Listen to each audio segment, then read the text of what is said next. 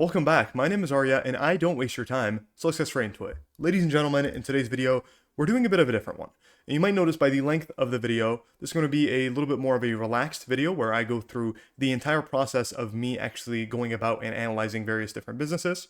This is a video that's been recommended by a couple of you guys out there watching. Arya, how do you go about, 0 to 100, the entire thing through? And so I'm bringing that to you. And of course, we are going to be analyzing Uber stock, which is a company that I'm becoming exceedingly interested in possibly analyzing. So without further ado, let's dive straight into it.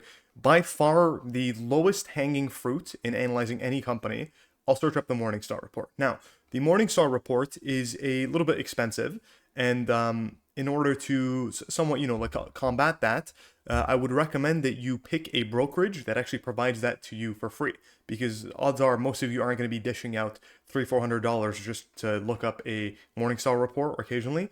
So IBKR Interactive Brokers is the brokerage that I use, and you could use the link down in the description down below. You could get between $100 to $1,000 simply by just moving your brokerage to IBKR, and the fees, especially internationally, the fees are only a couple bucks. Now, of course, you could go with any other different brokerage if you want. I think Robinhood also gives it to you guys for free. But anyways, Morningstar, that is by far the lowest hanging fruit of if I have no idea what a business is or whatever the case is. That's how I go about getting like an initial screening of like what is this company. Now, of course, with that, Uber is a relatively simple business to understand. I'm sure many of you guys have even used Uber products in the past. But for more complex businesses, so you're looking at like, for example, like MSCI or like S&P Global or some of these businesses where you don't really understand what's going on, or maybe even like the cybersecurity companies, ServiceNow, business to business, Salesforce, for example, right? These businesses are a little bit harder to understand because you're not direct users of their products. So you can't really imagine the use cases why it would be a powerful business. And so like Morningstar or even some of the Seeking Alpha articles, right? Of course, again, that's another paid service. You do get like one free article, I believe. That's what I've been doing. You guys know me, I'm a very frugal person. But with that in mind, there's a lot of free resources, low-hanging fruits, where you could get your research started, right?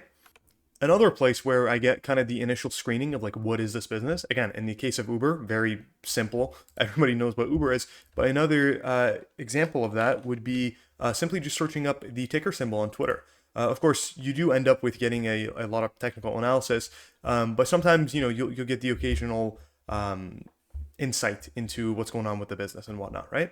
One last resource, I did want to mention this all the way at the end here. Simply searching up Uber stock followed up with Substack. You'll end up with a bunch of different companies, a bunch of different Substacks by people. And then, of course, it tells you the time and all that. A lot of different deep dives into all that type of stuff. Usually, this is, again, another great resource to at least get your initial research started. Now, with that out of the way, now that you got your initial screening out the way, what I would typically do next is I would go to the SEC filings that the company has done in the past. Or in some cases, if the company is big enough, they probably have a investor presentation. And so in the case of Uber, of course, it's a very big company. They actually have an investor presentation that you could read. This is essentially a nicer looking version of their actual SEC filings, like their 10K, 10Q, whatever the case is. But with this one, like it's much prettier. It's a nice slideshow. And so I prefer to look at it this way. Of course, they're making these slideshows with the intent of, getting you to invest in the company. Of course, that's beneficial to the long-term prospects of Uber, especially because they're diluting shares massively. So take it with a grain of salt, everything they put in here, especially some of the, because they say, forward-looking statements, whatever.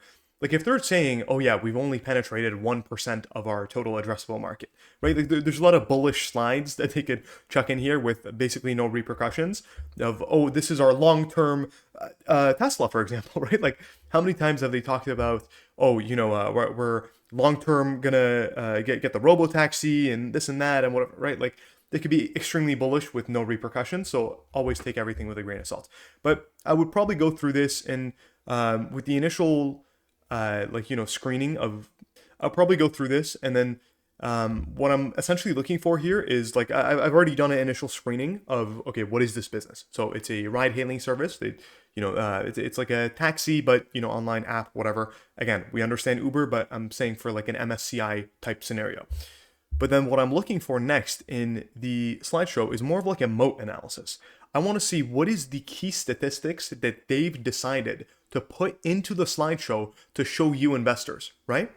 So what is like the key couple different items? Like for example, with Adyen, the one thing that they put in their slideshow is they're bragging that 80% of incremental growth comes from existing clients. So that means they don't have to sign up that many clients in order to sustain their growth because they're continuously able to sell more to the same people that they've acquired in the past. Or like S&P Global, I would imagine, has a very similar slide. Or maybe like Salesforce would do a slide showing their outsized free cash flow over the past couple quarters, right? So I want to see in the first like 10, 15 slides, what is the key statistics and the key analytics that Uber, the company, is deciding to show to us, right? Like what is it that they're extremely proud of? And so like one of the big standout slides right away is this one right here. Consumers are using more of our products and spending more on our platform. And they show here more than a third of monthly consumers are multi-product. So this is showing, of course, Uber has Uber like the ride-hailing service and Uber the grocery service, or sorry, Uber the food service. And so the main thing that they've decided to put right in front of our face right away in the investor presentation is they're showing that since Q1 of 2021, roughly about 3 years ago or so, actually exactly 3 years ago, until today, well, I guess this is Q4 2023, right? So give or take 3 years. In the past 3 years, the number of users, the percentage of users that were only using one of the Uber services has grown to roughly a third of Uber users currently use multiple different Uber services. So for example, they'll use the Uber ride hailing and then they'll use Uber Eats as well. And what you have to notice about this is organic actual Uber users is like growing at 20-30%, probably like 20-25% over this time period as well. So the percentage is not only keeping up with that, but it's actually taking market share against itself on top of that, if that makes sense. And then additionally here, they say multi-product consumers spend over 3 times more than single product consumers. This absolutely makes sense. If you're using Uber to deliver foods to your house and you're using Uber to catch cabs all over the place, you're engaging more with the product. Your willingness to actually spend with that company probably goes higher over time. I've personally noticed this with myself as well.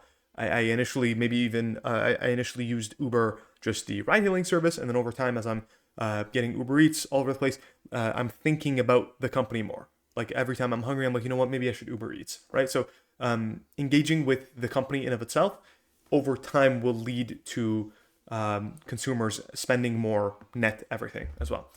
One other slide here, and we're not going to spend too much time on the investor presentation for now, at least. They say cross-promotion at scale drives efficiency in, I'm not sure what CAC stands for here. The mobility and delivery apps are meaningful channels of growth for one another. So over here, we have dedicated product team building cross-promotion. 31% of delivery first trips come from mobility app and 22%. So this is kind of ties into what we just said a second ago. So 30% of incremental delivery users are actually coming from the mobility side of the business and 22% the other way around, right? So extremely bullish. The ability that they have both a ride-hailing service and a food delivery service, being able to cross-sell those. We see this across like all types of software and all types of businesses. The ability to cross-sell as you scale and as you become bigger and you have multiple channels and multiple products to sell to users, the ability to cross-sell them is an extremely powerful moat in of itself. And I think it's something that most people don't pay attention to. That's something, for example, with Salesforce or like Microsoft or maybe even like Google to some extent. The ability to cross-sell on various different products is an extremely important part of a competitive advantage for some of these businesses. Growing Uber One members, this is something relatively new. I'm not exactly sold on this because the Uber One membership, I had it at, I think about 3, you guys know, again, I'm extremely frugal. I don't do no Netflix subscriptions. I don't do anything, right? But Uber is something that I use very frequently. So they gave me a 6-month free membership, right? They gave me a 6-month free membership to Uber One, and I was using it, saves like $1, $2 per order, whatever the case is, right? So over here, the fact that they're bragging about 19 million users, how many of those people are on 6-month free trials, right? Like, and then afterwards, I go to cancel it on the 6 months. We actually got charged for 1 month, so whatever, haha, they got me. But I go to cancel it after the 7th month, and they make it incredibly difficult to cancel. But then at the end of that, they say, oh, $3 for 3 months, right? Just stay on our service. I guess they're hoping that you stick around or whatever the case is. But again, like the lifetime value of me as a Uber One subscriber has been like $15 for 9 months of that subscription. So how valuable, how like trustworthy is this 19 million member count here? Like I don't think they're able to farm that much revenue off of these users here, right? 30% of gross booking coverage, whatever. And then, okay, so this is something that probably this is the highlight of this slide, I would say. The fact that once you're an Uber One subscriber, you're probably going to be spending more on the Uber app because you're like, oh, you know what, I have this. Or how about this against Lyft or DoorDash, right? If you're given the Uber One subscription for free against DoorDash, you might compare the prices and think to yourself, oh, you know what, maybe this is $2 cheaper. And over time, you just default to using the Uber membership.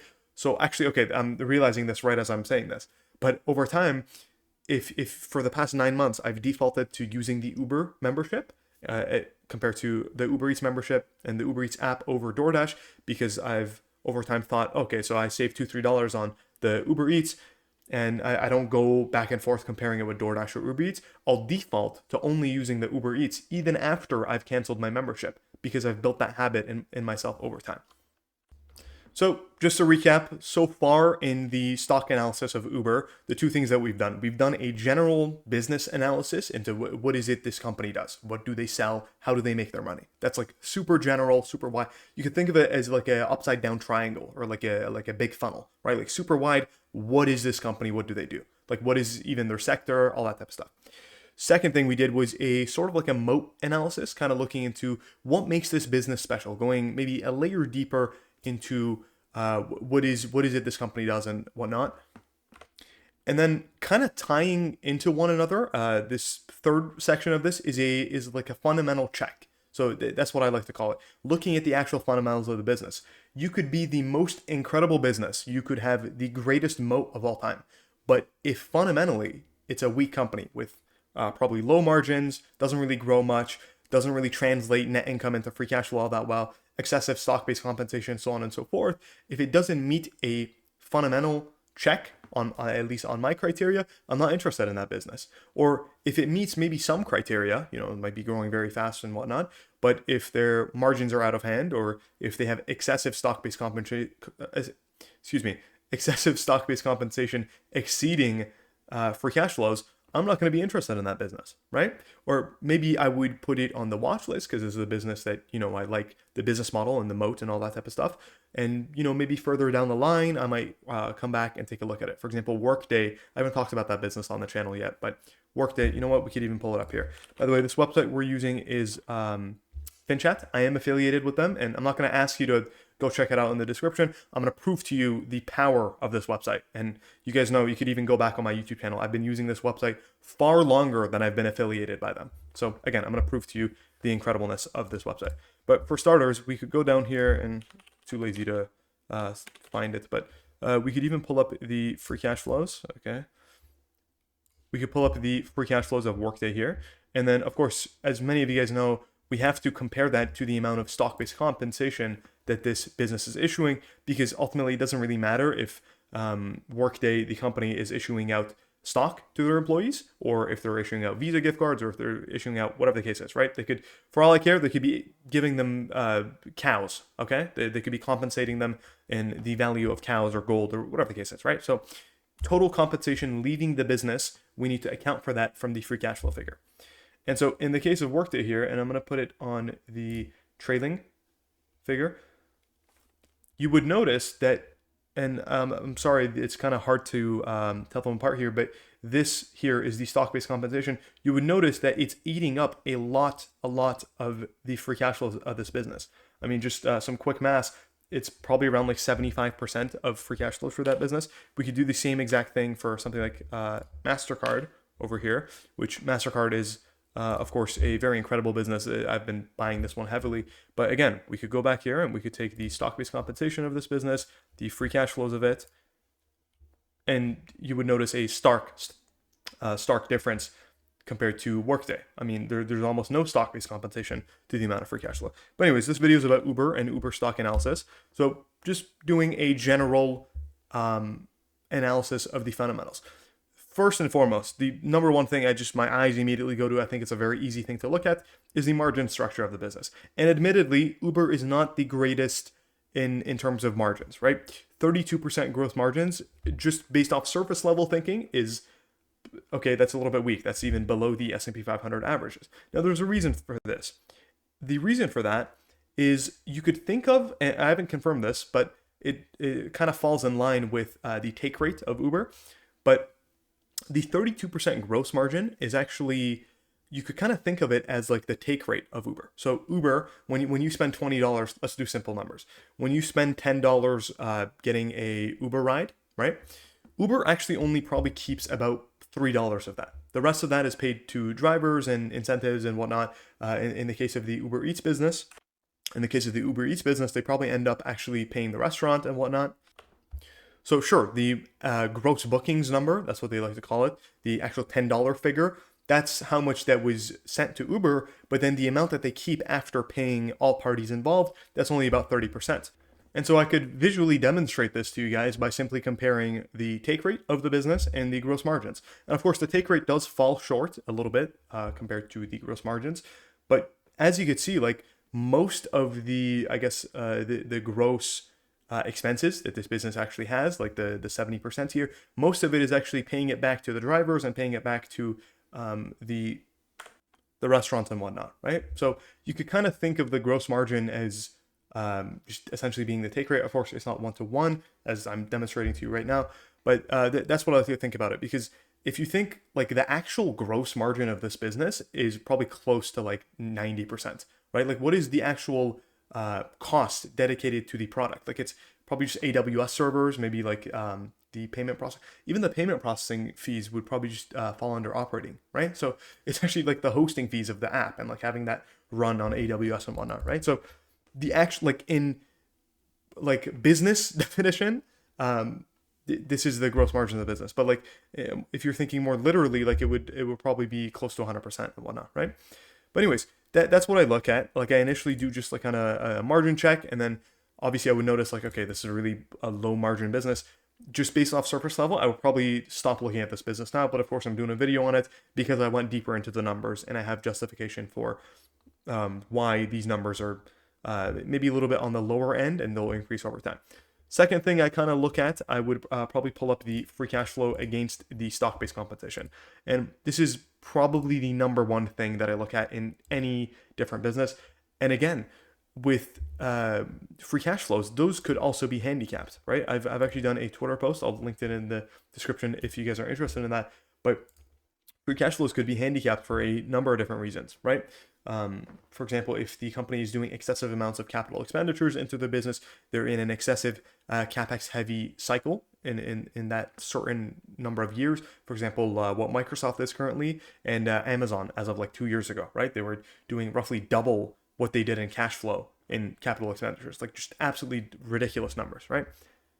If a company is doing excessive amounts of capital expenditures, if they're building out new fulfillment in the case of Amazon, or like a new office building, multiple different office buildings, right? If they're investing into hard assets today for the next 20 years, that's going to eat into the cash flows and they're going to look ugly. So you have to dig beyond the numbers and see why is this free cash flow kind of like dampened, right? But in the case of like PayPal, it's not growing, right? Like, so again, got to dig into the numbers a little bit. But as you would notice, and I've clicked this on the last 12 month setting over here, what that does is every single quarter, it plots the trailing 12 months worth of free cash flow. I hope that makes sense.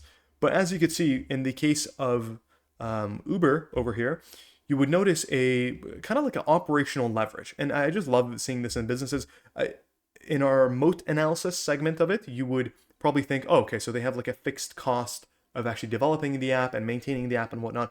And anything beyond that fixed cost should, in theory, translate to operational leverage, which means anything beyond the fixed cost of operating the app and whatnot, that should turn into pure profit. You could think of it like similar to how Netflix has done it, or Amazon with AWS and whatnot, where they keep reinvesting into the core fulfillment and the core servers and the AWS business, and then anything beyond that should translate to incremental profits way beyond what it would cost you variable wise, right? I hope that wasn't too much blabber. But visually, you could see this with Uber as well. You could see that they went from losing tons and tons of cash to kind of hitting like a break-even point, and then boom, it just explodes from there, right? You would notice the free cash flow in blue has just climbed and climbed and climbed. And another interesting thing to note with this, Uber has been criticized of excessive stock-based compensation, which is like rightfully so. As of even a couple quarters ago, they were doing more in stock-based compensation than they were doing free cash flows. At this time, I would just stop. I would stop looking at the business. I wouldn't even go beyond further into the analysis, right? If they're doing more in stock-based compensation than free cash flow, I would stop looking at that business right there and then, right?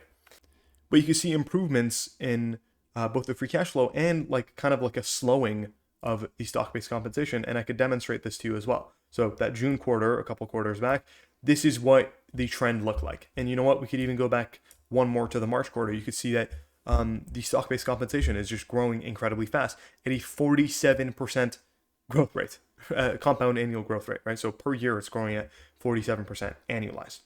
And spreading to the June quarter, you would notice that it's slowing down, but it's been a few quarters since March and June of last year, and you would notice that it kind of hit this like 1.9 billion peak, I guess, and it's kind of hovered around there. It's kind of stayed flat.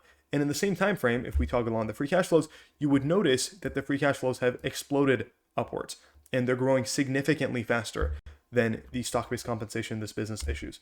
And if we chuck it on the quarterly, this is diving into the analyst numbers, so take it with a grain of salt. But again, you would notice that like Uber is expected to print lots and lots of free cash flow over the coming years and the coming quarters, right? I don't expect the stock-based compensation to just trade or stay flat at the 2 billion mark forever, but the amount of free cash flow they're going to produce, as long as they kind of increase over time together, it shouldn't be too big of an issue. Like it'll probably stay between the 30 to give or take the 30% mark, 30% of free cash flows for the coming years. And I wouldn't mind that. As a growth business, as a kind of software business, you should be issuing a good amount of stock-based compensation to kind of incentivize these software engineers to stay at your company or to hire good talent. Is that kind of like my preferred way of compensating the employees? No, not necessarily. I would rather they just compensate them in cash, but it is what it is, right? Like many businesses do this, even Google, right? Like Google is probably around the same stock-based comp percentage, roughly 30% of free cash flows.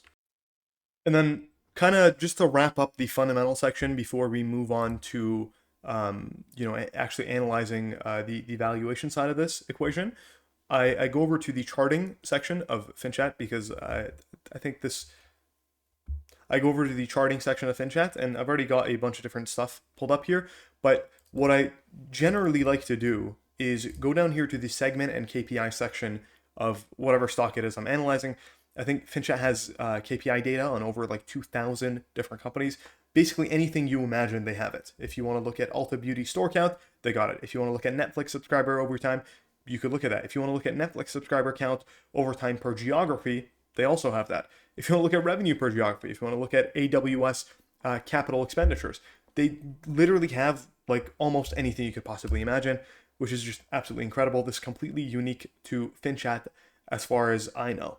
But again, over here, one of like the low-hanging fruits that I like to look at is put all the revenue lines together and then click on this little feature, stacked bar chart.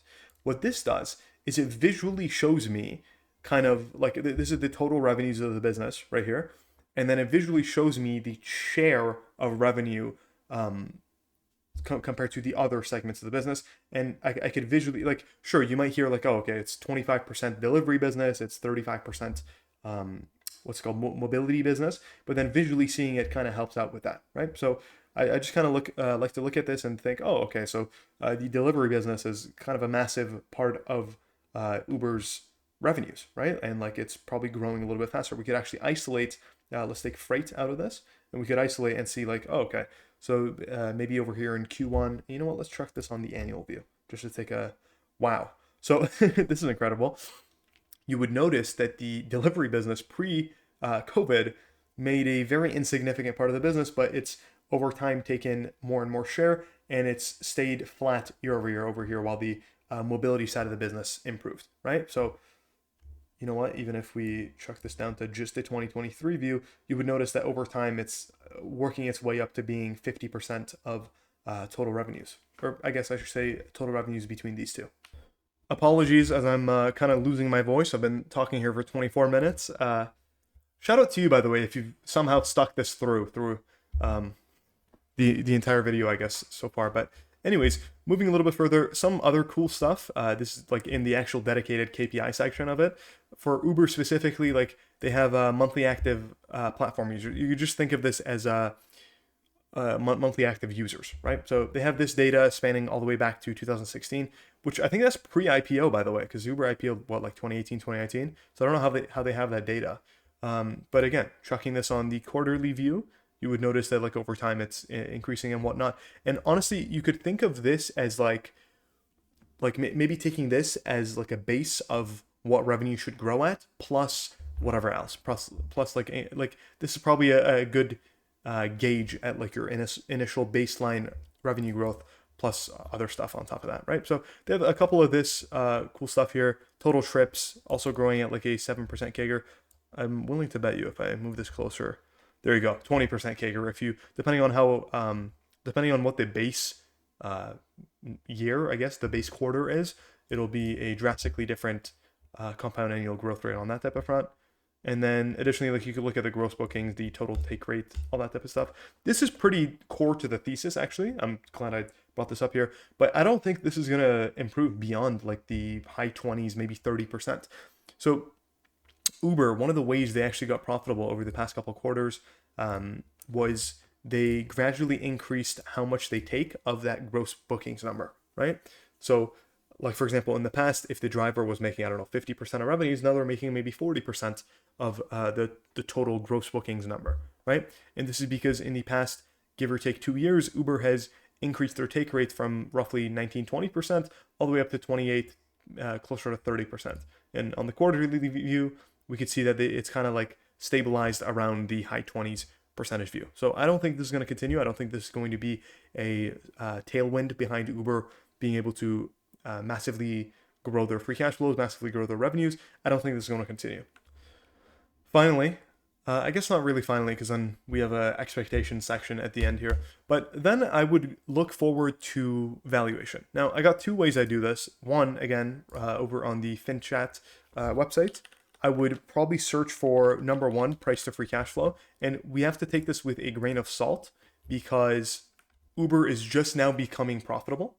But then on top of that, Uber issues a lot of stock-based compensation. So this number 22 right here, we probably have to divide this by, I think we said 0.4, because that's how much of free cash flows stock-based comp is. That doesn't look right. I think it's 0.6 then. So 22 divided by 0.6, that looks closer to what I would imagine. So the actual free cash flow or forward price of free cash flow is closer to the 37 times multiple. And then the way that I like to personally look at this and try to see if it's like reasonable is I like to take the forward price to free cash flow and divide it by the growth rate. And the way in which I do that is I like to use the analyst numbers as kind of just a gauge of like, is this even reasonable, right? So I've just realized my face cam has probably been in the way for God knows how long. But anyways, I made it a little bit smaller so you guys could see. I'm gonna chuck it on the left here actually. One of the ways in which I like to kind of just get a general idea of what to expect with the growth rate, I actually use the analyst numbers. Now I know analyst numbers get a lot of hate, but the same people that are hating on, oh, analysts don't know anything, look at them, the price targets are moving up and down, whatever, with the stock, those same people use forward valuations as a justification as to why they bought into companies. I've seen it time and time again. People that are incredibly bullish on NVIDIA, they say, oh, look at the forward PE, it's only 35. It's only 35. And yet they sit there and they say, oh, analysts are stupid, this and that, whatever. I take it with a grain of salt. I just use it as oh, it's there. You know what? If they're thinking 30% and I'm thinking 10%, clearly one of us is wrong here, right? So or the opposite way around. Like with Paycom, the earnings expectation is like 8%. That's definitely not Paycom is going to grow significantly faster than 8%. But anyways, so I just use that as a general gist. And additionally, another just very useful feature. I think this is a free feature as well, by the way. So if you want to check out FinChat to kind of do this, what I'm doing is I like to look at the difference between the highest estimate and the lowest estimate and kind of compare and see what is the disagreement on cash flows on a going forward basis. So in the case of MasterCard, and I did this in one of my videos, I'll put it in the corner maybe if I remember, but I probably don't remember. But in one of my videos, I did this with MasterCard. The disagreement was like less than 1%. And then you look at AMD, the disagreement between the low end and the high end estimate is like 40-50%. And there's a drastically different valuation price that I'm personally willing to pay for a company if it performs at this or all the way up there. You know what I mean? But with MasterCard, your margin of variance is like this much, right? So that's one thing that looking at analyst estimates is actually incredibly useful for the disagreements between the most bearish and the most optimistic analysts. And another thing, you kind of like look at the compound annual growth rate consensus. We'll just take consensus, whatever the case is, between today and a couple years from now, right? And the way you do this, I might put it up on the screen, but you guys could even search up compound annual growth rate formula. I've memorized it because I'm just that guy. But you simply take the future value, you take the current value. I'll just take full year 2023 just because that's solidified. So we take 3.4, for example, and you end up with free cash flows are going to grow 2.8 times. That's how you read it. They're going to grow 2.8 times in the next 1 to 3 years. And so what you do here is you take, you put an exponent, and it's 100 divided by 3. So you end up with 0.33. And then the way you want to read this is ignore the 1 there. The free cash flows of this business are expected to grow at 41% per year for the next 3 years. That's how you would read that. And we could do the same numbers. Let's go forward 1 year. Let's just say 2023 is an off year, right? Obviously, right? So I'm going to just very quickly do the exact same thing again. So we take 5.4. This time we're going to do it to 0.5 because 100 divided by 2 is 0.5. And so it's actually slowed down quite a bit, right? So about 33% compound annual growth rate between the years 2024 and 2026. I've actually built this in my spreadsheet that I include in my videos. But anyways, you can see, so the range that we've been given by analysts, at least, is between a 30 to call it a 45% growth rate. I like to probably be conservative on that side of things. So I would probably say, let's just say everybody's wrong. Let's say it's a 25% growth rate. And so I would go back to the charting over here. And remember, this forward price to free cash flow is inaccurate. It's probably closer to a 37 times price to free cash flow. And let's be conservative. So analysts said about a 33% growth rate in the next couple of years. And if you actually take 2023 as a base year, you're looking at 45% growth rate, right? So let's be even more conservative. Let's say a 25% growth rate. And so I divide 37 times free cash flow divided by 25% growth rate. This trades at a roughly 1.5 times, I like to say, growth to free cash, sorry, other way around, free cash flow to growth multiple. And so you guys might be sitting there thinking, Arya, what is this number? It's not even useful. Like, what are we even looking at here? Well, lucky for you, I actually built a free cash flow to growth spreadsheet. So you could directly compare all the various different companies next to each other.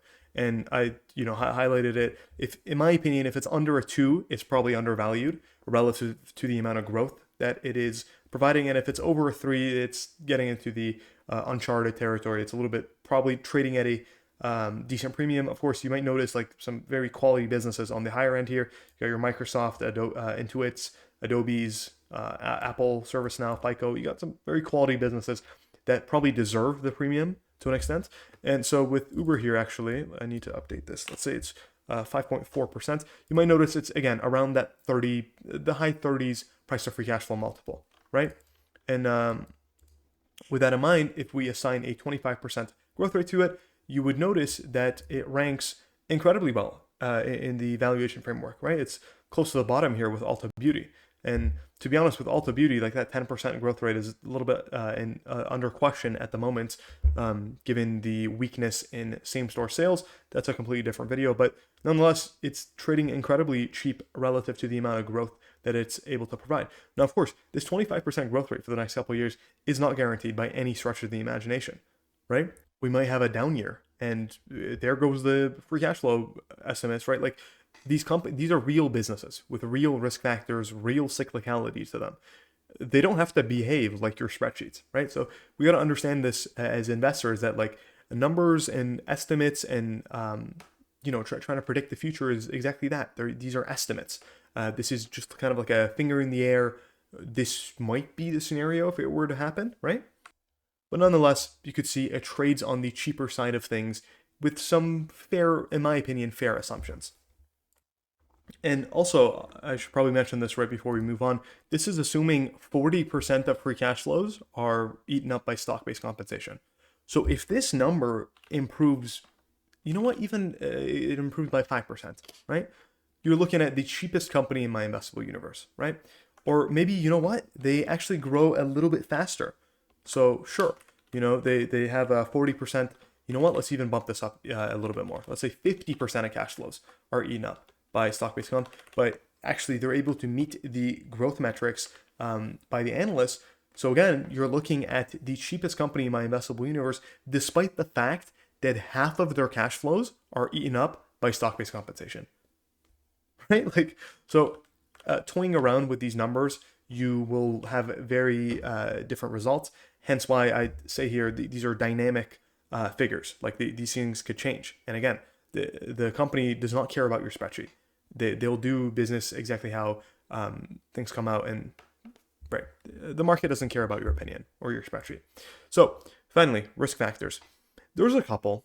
It's a very uncertain industry to begin with. Just the exact same way that Uber counter-positioned their way against taxis, they could get counter-positioned in the next 10 years. This might be a horrible investment. You might lose half of your initial investment into the company just because, again, they get counter-positioned by some unforeseen black swan. Black swan meaning something that wasn't in your initial thesis. For example, COVID. The COVID crash could be a black swan, something that you could not possibly have imagined. Or the 2008 housing crisis, right? Where all of a sudden these loans that people are dishing out to homeowners and whatnot, all of a sudden they're actually fraudulent, or in some cases these are loans that these people cannot pay back because the credit rating was boosted and whatnot, right? Like these are unforeseen things. Fraud could be another one. Imagine if the CEO is stealing money from the company. How could you have possibly had that as a risk factor in your analysis, right? Like some of these things, these are black swans that you just cannot predict. And with Uber, I feel like it is not an established business by any stretch of the imagination. Sure, taxis, whatever, age-old transportation and all that, right? But it's a very new industry. It's not established in any means, right? So there's a little bit of inherent risk that comes with that, just the general uncertainty of the industry as a whole. And then add on the fact that it's an internet business, it's a technology business. How much longer is the technological superiority of this business able to grow, right? Like some of these things, a little bit iffy and question marks.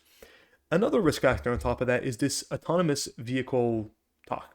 Robo-taxi with Tesla, as it stands currently, I'm not even going to comment on that. Until we see a product, I'm not going to speculate on what the possible risk factors with that could be, right?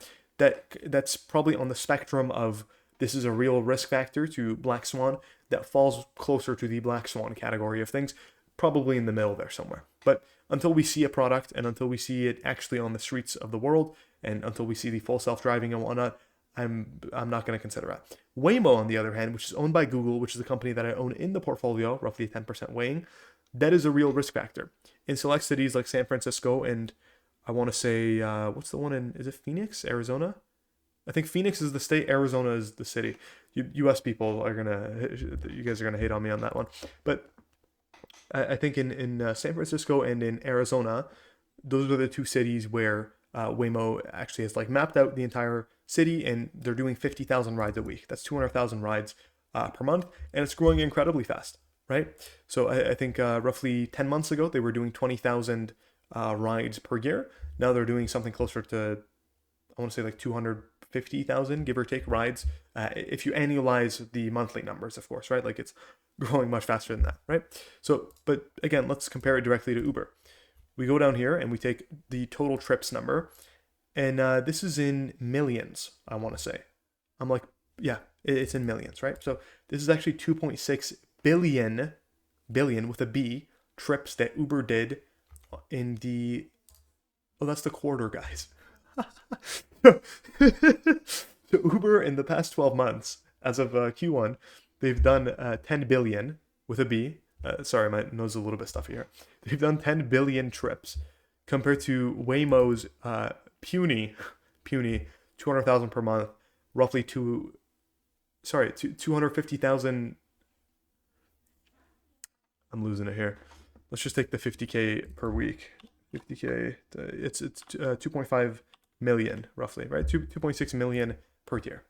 So in orders of magnitude, like it probably wouldn't even be on the chart. It would be closer to that zero, if anything, right? Like, so just to give you an idea, like some of these people talking about like, oh, you know what, Waymo, it's they have a cost advantage, and they're gonna disrupt Uber exactly how Uber disrupted.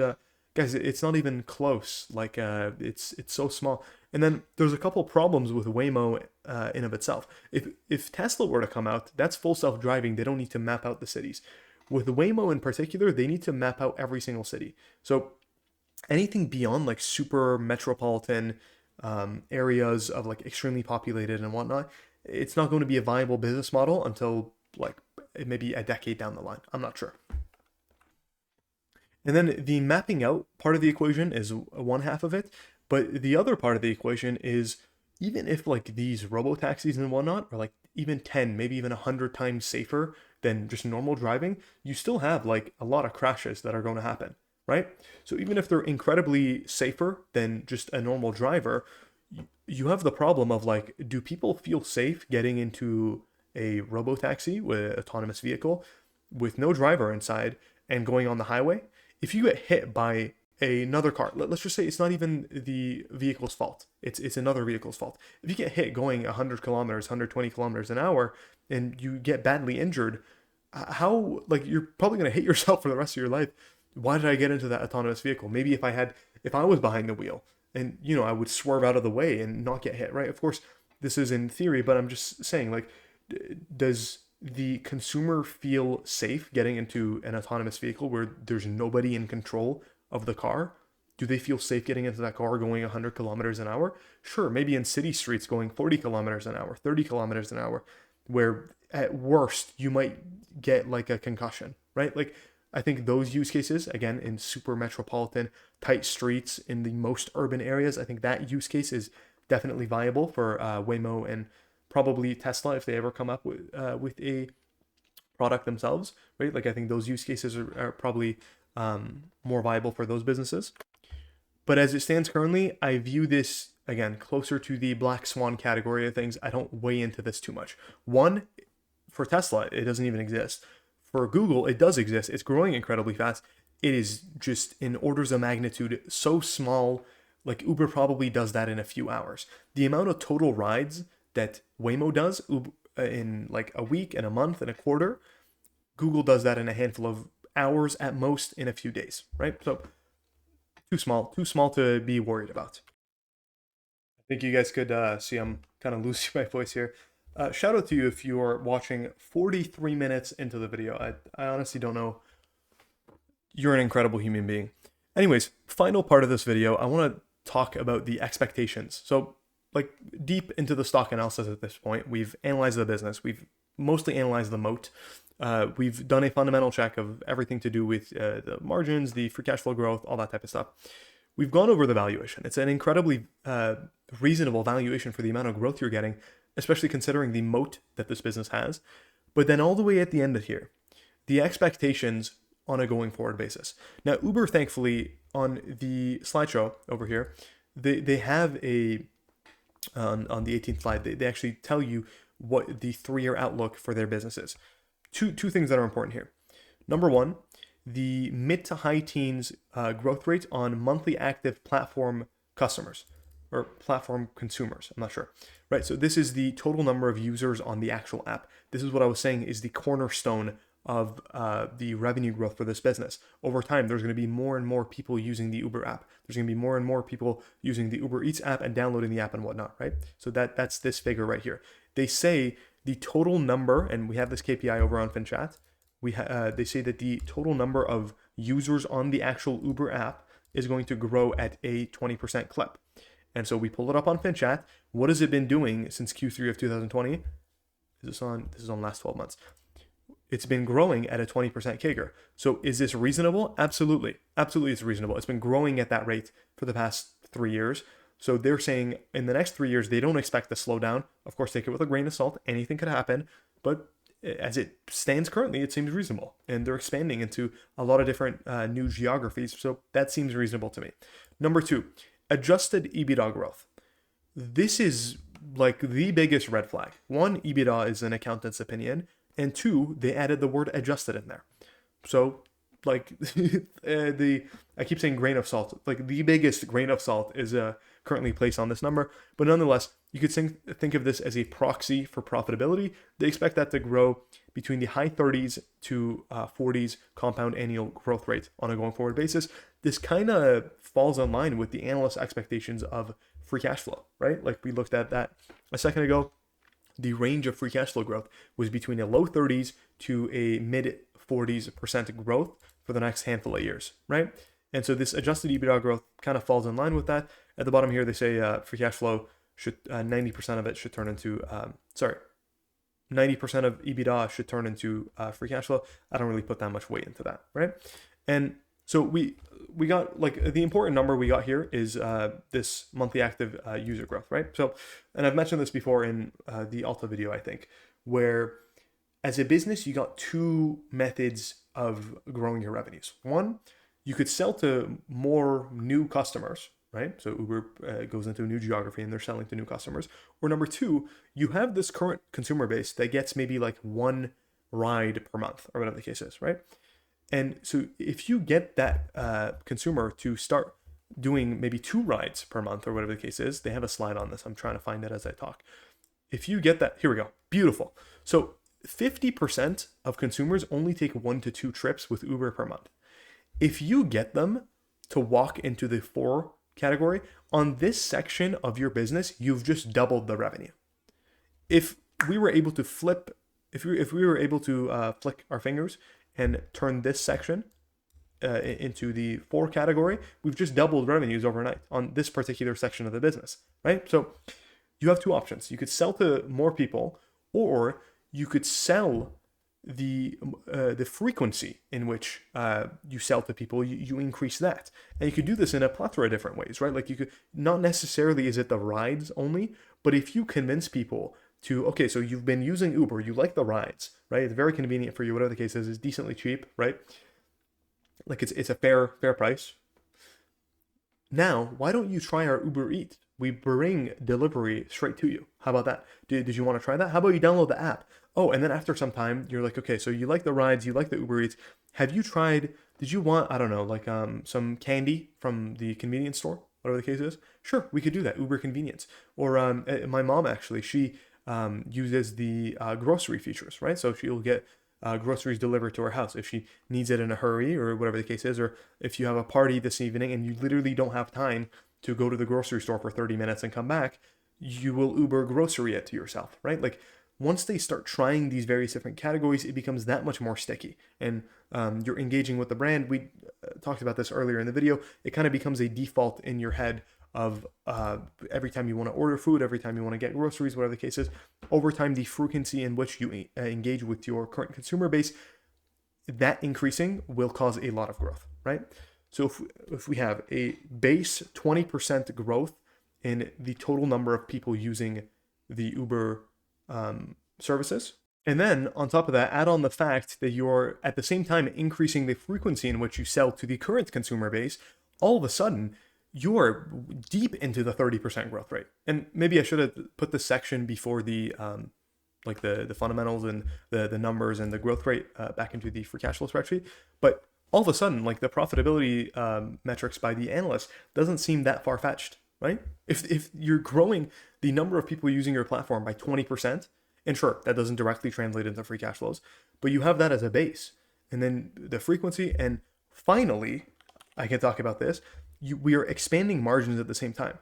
At the very, very start of this video, I mentioned how Uber is a scale economies driven business. This is the whole reason why I'm even interested in this company to begin with. I call my portfolio the scale economies portfolio for a reason, right? Like Uber benefits from massive scale economies. That means that beyond a fixed amount that you have to invest into the app, that you have to pay your employees, that you have to maintain your office building and whatnot, beyond a fixed amount of expenses. Everything beyond that, everything incremental to that is pure profit. These are the type of businesses that I like to invest in. The clearest example of this is Google. There's a fixed amount of research and development, a fixed amount that they pay to the employees, but it doesn't cost them anything. Or maybe to give you a better example, maybe let's talk about MasterCard, right? Like it's a fixed amount to process. Sure, there's a tiny variable amount to processing each individual payment, but ultimately it's a fixed amount to maintain all these data centers. And it doesn't matter ultimately to MasterCard if you do 100 transactions or a billion transactions. They will still be able to produce outsized amounts of revenue. The variable cost is ultimately a few pennies for every hundreds of dollars in revenue that they generate, like basically the electricity of actually operating the business, right? Like incredible business, right? Same thing with Google. There's a fixed cost to everything, and then everything beyond that is nearly pure profit, and that's evident in them being able to increase margins over time. So going back to Uber here, you would notice that I don't want to use free cash flow margins. That at 11% could be a little bit weird, but let's just take the operating margin at 4%. And I'm going to compare this. No, it's not a one-to-one comparison, but I'm going to compare this to Airbnb, which is also like a kind of marketplace, toll booth, internet business, IPO'd around the same time. They're kind of compared to each other in a sense, right? And the operating margins on Airbnb, of course, it's probably going to be, in the long term, it's going to be a higher margin business to begin with. And so sure, currently it's at 4%, and in the following year, it might even climb to like the high single digits. But you still have to catch up to Airbnb, which is probably a higher margin business to begin with. You still have like a good cushion of margin expansion over time, simply as Uber scales bigger and bigger, right? Simply as the business grows at 20% revenue or whatever it is that they're growing at currently, it's expected 16%, right? In the mid to high teens that they're going to be growing revenues at, every incremental dollar is pure margin. Add on the fact that it doesn't cost you that much to generate these revenues. Every incremental dollar will lead to margin expansion on top of that. So to summarize with Uber, this is the thesis at its core. You have a core number of users that is growing incredibly fast, roughly in the mid to high teens. That's growing, like new people coming onto the platform, trying Uber for the first time. Horizontally, they are expanding, and they are engaging with customers more via the various different channels of products that they offer, whether it's the initial mobility app, and then they cross-sell them onto the delivery app, and they cross-sell them onto convenience, and people are over time trying various different products from Uber. Then, on top of that, because of the scale economies driven type of business that Uber has, they have, I've repeated this 100 times this video already, they have a fixed cost to operate the business. Everything beyond that, every incremental dollar is pure profit. They're able to increase these margins over time, and that should translate to a lot of free cash flow growth, all at the bargain price, let's go back here, of 38 times free cash flow. That's the thesis, guys. And I'm sorry, I definitely rambled throughout this video at one point. I've lost my voice for about 30 minutes here. But I hope you enjoyed this video. Very different video. We're coming up on an hour here. But I'm interested, if you stuck around to the end here, comment pineapple. I want to see how many people comment pineapple. Frankly, I don't expect any of you to watch all the way at the end here. But I hope you enjoyed, and I'd like feedback. I'm probably not going to do videos like this anytime in the future. It's frankly too long. I don't think anyone's interested in watching these type of videos. Check out FinChat. I do make commissions off of the affiliate link in the description down below. You can try it for free for 2 weeks if you use my link though. So what you have to do, you don't need to put your credit card in there, but if you use the link in the description and sign up using your Google account, you get 2 weeks for free to use literally everything. You get all the analyst estimates, you get 20 years of financial data. I didn't even get to show this here, but for example, we can't do Uber because they haven't even been public for 20 years. But like if you pull up Microsoft here and we go like total revenues, only on the charting side of things, by the way, and you chuck it on annual, right? It goes back 20 years, which is just absolutely ridiculous. But only in the charting section of it, you get 20 years of historical data, and then not to mention the KPIs. I think the KPIs for the most part only go back to 2012. So actually they probably only broke out Intelligent Cloud as of recent. But let's maybe do this one, 2014. So depending on the KPI, it'll go back to maybe around like 2010, 2012-ish, right? Of course, we can't expect them to have years and years of data. And then they got a bunch of other stuff. Like they got an earnings tab here. You could see this week, next week, whatever the case is. They got a bunch of stuff. I haven't even looked at this. Ownership tabs. If you want to see how much, for example, the CEO of a certain company owns. And then dashboard. This is how I actually track my portfolio. So you would go down here, input your cost basis, all that type of stuff. Look at your portfolio in like a nice pie chart. And then probably the feature that is like most value add to me is you get the weighted average metrics of your portfolio. I did a full-on video on this, by the way. I might link it in the description if I remember. But like, for example, I could tell that the forward PE of my portfolio is 30 times, or the forward buyback yield, sorry, just in general, the trailing buyback yield of my portfolio is 2%. The free cash flow margin, 22%. The operating margin, 23%. These are the weighted average metrics of my portfolio. And then to sum it all up, they have a ChatGPT feature where you could just ask, what has Uber management said about future guidance for earnings and free cash flows? And it gives you all the commentary that Uber did, and then it gives you a investor presentation. Sometimes it gives you timestamps, I think. I've noticed that in the past as well.